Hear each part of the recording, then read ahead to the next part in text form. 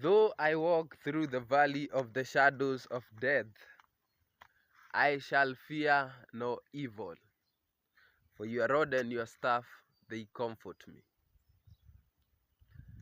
Nataka kukuencourage leo, hata kama unapitia giza gani ya maisha yako, hata kama unapitia giza gani ya maisha yako, hata kama unapitia how hard things are in your life, like hata kama it doesn't matter how hard things are in your life, nataka ukumbuke tu siku moja that vitu hazijakuwa the way they are.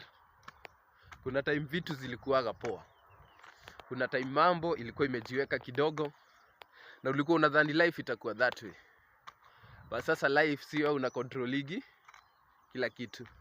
So I want you to know that the same way hizo times were good is the same way that God is going to make things better again, because kuna Mungu for another time, another season. Kwa hiyo gaiwa hii darege. Tupatane next time.